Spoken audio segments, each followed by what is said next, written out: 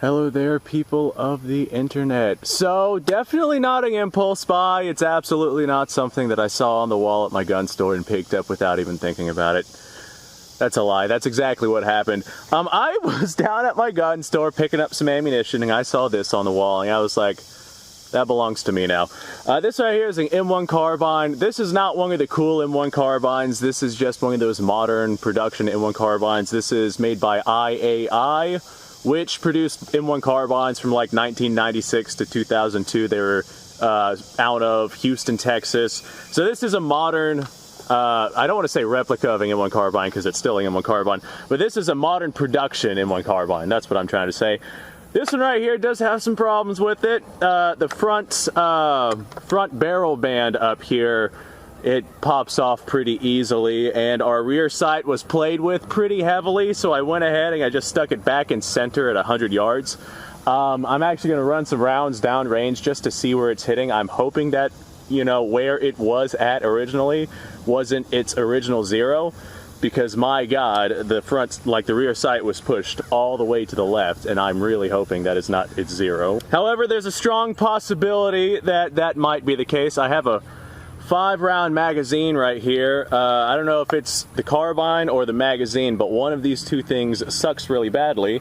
Pretty sure it's the magazine, and I have to like finagle the magazine into the magwell, otherwise it won't lock, and that would cause problems while trying to run the rifle.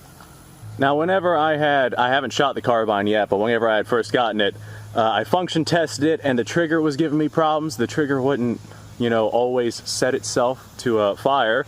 And I noticed that the magazine, when it's in the magwell, is canted sideways, like significantly. It's going off to the left a little bit. I'm not sure if that's normal or not.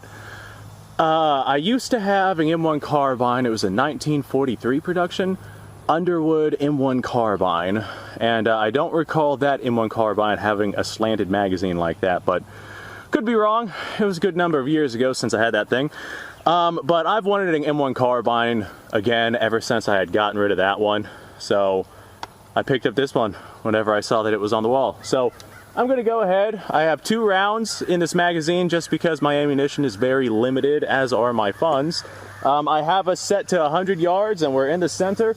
I'm going to send some rounds down at actual paper so I can see where they're hitting, and I will adjust accordingly. Hopefully, fingers crossed, we get at least somewhere in that area.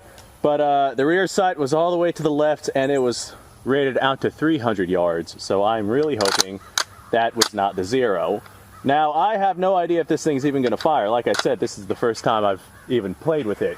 So if it detonates in my face, at least I'll get that on camera, right? So I'm going to compare this M1 carbine to my old M1 carbine that I used to have a while back, the Underwood one, the real M1 carbine. And I remember that Underwood M1 carbine being really clanky and noisy, and like it seemed like it wasn't fitted very well together. This is only the second carbine I've ever shot, so it'll be interesting to see if this one is also in that ballpark. I'm going to send a round downrange and we're going to see if my trigger dies again. We did not fire. Let's see if we have, okay. Alright, we might not have been completely in battery because it does not look like the extractor did its job here. Okay. Let's try that one more time. Looks like now we are in battery. I'm going to go ahead and set around downrange. Actually, I'm going to go ahead and put my arm behind my back just in case this thing does explode, because it seems kind of rickety. I'm going to shoot into the water right there, and we're going to see what the brass case looks like. Pull my head nice and far away from that receiver. Well, she fired. Did she cycle? She did not cycle. Brass case. Kind of warm, no bulged primers, no bulging of any real significance anywhere on there. Okay, well, she did fire, did not cycle. I kind of assumed that this carbine would give me problems just because it does feel a little sketchy. Let's see if my trigger's dead. Nope, trigger seems to have reset itself. That's a good sign. I need to get me some mags to throw into this U.S. Army mag pouch on the carbine here, but right now all I have is this 5-round mag sending at that target downrange.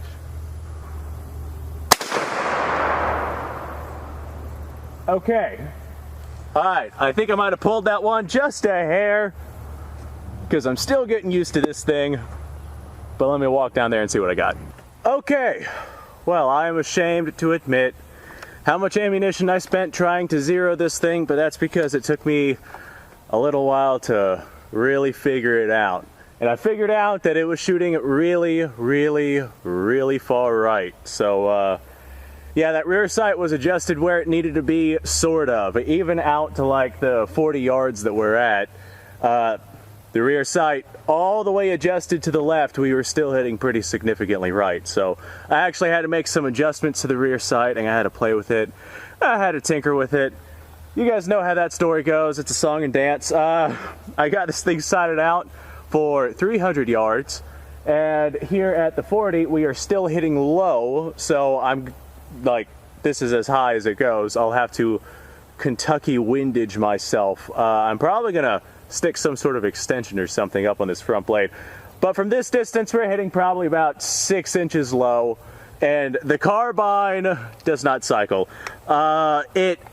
It kind of works-ish, but it does not cycle reliably at all. I'm gonna top that up to the magazine, because from what I can see, the magazine seems to be giving us a bunch of problems. I intend to get some standard capacity GI mags, so that right there should tell me what kind of reliability I can actually expect from this thing. These are, well, the reproductions for the M1 Carbine, which is what this is, are notorious for not being all that great. But hey, at least it is a good plinker gun, and now I can actually shoot things with it. And we made our hit on target, but we did fail to fully cycle. From what I can see, it looks like the lip of the carbine cartridge is actually getting caught on the very end of the magazine. If I lift up the mag a little bit and smack it forward, then it goes in properly. So I'm attributing that to a mag problem. But we did in fact hit our steel, and we actually hit where I was aiming. How do you like that? Nope, strike that. I'm hitting low. But look, where the cartridge ejected on the rifle. How do you like that? It's an automatic shell catcher. That's why these little ribs are right there. It's not so you can see the sights better, it's to catch the shells, and I will not be persuaded otherwise. Alright, this time I'm aiming a little bit higher because we hit the ground on that one. Yep, we hit the steel on that one. And hey, we actually ejected our round properly, and our bolt went home. How do you like that? Alright, well, here I am 20 rounds later, and very, very few of them actually hit on target. I was really trying to figure out where I was hitting on that paper, because I wasn't hitting the paper, and I tried going left, right. Eventually, I just got up to like 5 yards away from the thing, and I just walked my way out, and I discovered just how far right this thing shoots. From the 40-yard distance with where the sights were, we were probably hitting 5 feet right. So I could not bring the rear sight, left enough to adjust for how off the point of aim was. So I had to go grab myself actually a little mallet, and I gave the rear sight just a little tap, tap, tap, and we are pretty significantly far right on this little carbine here, but at least now we're making hits. Granted, the hits are low, and I have no idea how low they're going to be if we go out to any real distance. Let's see, if I want to raise that, oh, I'd have to lower the front sight. That can be done with a file pretty easily. It doesn't have to be much, just a little bit. But I can make that happen. Alright, well, the first thing I'm going to do is take this magazine and throw it over there and never play with it again. I'm going to go get myself some actual GI mags for this thing, which should run a little bit more reliably, because this thing has not cycled a single round reliably. And I'm willing to bet that it is the magazine that we have right there, just with the way that it was catching. This thing right here also appears to be pretty not that worn in, so I'm willing to bet that this right here is still basically a new gun, and it probably needs just a little bit of wear time. As it is used and abused by yours truly, I imagine that it will wear itself in and over time become more reliable. I don't know about you guys, but having a semi-automatic that is actually you know, a bolt action is not really one of the things that I'm wanting to go to. But hey, at least I got it working. There with the trigger not functioning for a while, I was a little on the concerned side. But now it works, and I got it relatively sighted in. I gotta do something about that front sight. Like I said, I'm probably just gonna very delicately file it down just a little bit so we go ahead and zero ourselves out. From this distance, like I said, shoots probably about 6 inches low, so I'm actually aiming above the target and still hitting pretty low on the target. But at least my windage is good now, so that is a plus. Well, ladies and gentlemen, or just gentlemen, I'm sure, or not even gentlemen, deranged psychopaths that enjoy watching my content. What do y'all think about my M1 Carbine? I don't want to chop up any of the reliability issues that I'm having with this thing, only because I'm like 99% sure that it's the mag. Throw a better mag in this thing, I imagine this thing right here is going to run a hell of a lot better. I had reliability issues with my Underwood Carbine too, but this one actually feels quite a deal more solid, I imagine because the Underwood was like 80 years old at the point that I had gotten it, whereas this one right here was produced at no earlier than 1996, and honestly it looks almost like it looks new, in all honesty. I'm gonna look up the serial number, see if I can figure out a date range on it. I'm also gonna try and figure out something with the sights. I don't want to file down the front sight because I really hate doing that, but something needs to be done with that. Anyway, I imagine you guys are going to let me know your thoughts down below. You guys always do that. I have no idea if this strap is proper or not. I'm not sure what an M1 Carbine strap is supposed to look like. I'm fairly certain that it is, but I've never owned one and really checked it out up close. I do have a bayonet lug on this thing. I have a bayonet that might actually fit it, actually. And I have a mag pouch back here that is in desperate need of some magazines. So I'm gonna go browse online, see what I can find for magazines for this guy, and hopefully she'll run a bit more properly. Our bolt catch doesn't seem to work either. Yep, bolt catch is not working. That's fine. That's an okay thing. That's not an essential part of the M1 Carbine's design, I guess. Either way, I'm still happy with the buy. They're nothing to write home about, but they'll lob 30 caliber carbine downrange, and that's what I care about, as long as I can make that happen at least somewhat reliably. Okay. Oh yeah, the ammunition we were running today, MagTech 110 grain soft points. So maybe the soft points also attributes to its issues with running reliably, but I don't think so from what I was able to see, because it looked like the actual lip on the cartridge where the projectile meets the case, looks like that was catching on the magazine itself. Anyway, yada yada yada, etc, etc.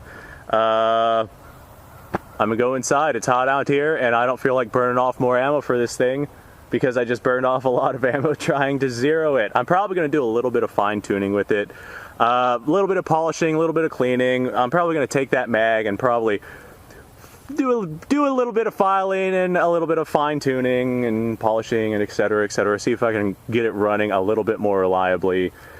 I'm gonna play with it. That's what I'm gonna go do. I'm gonna go play with the Carbine. You guys go off, have a fantastic day. Subscribe to the channel, like the video. In the description, you're gonna find a bunch of links to all sorts of stuff. Wow, my stomach is like audibly growling. I guess I'm gonna go grab some lunch too. You guys go off, have a fantastic day.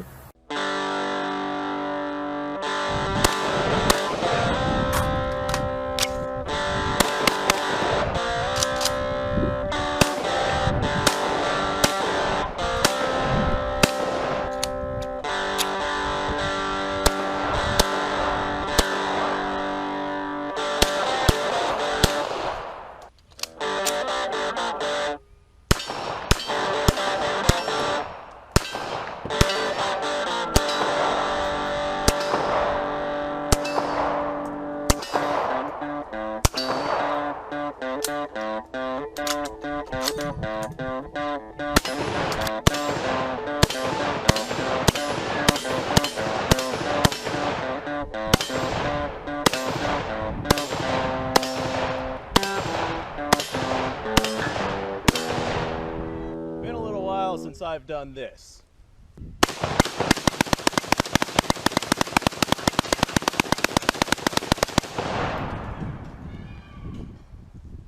Bonnie and Clyde be damned. The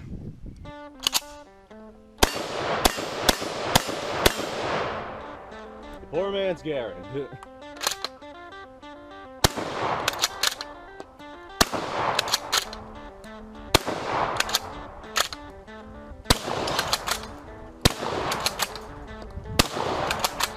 It's a shame that bolt-action shotguns aren't more mainstream.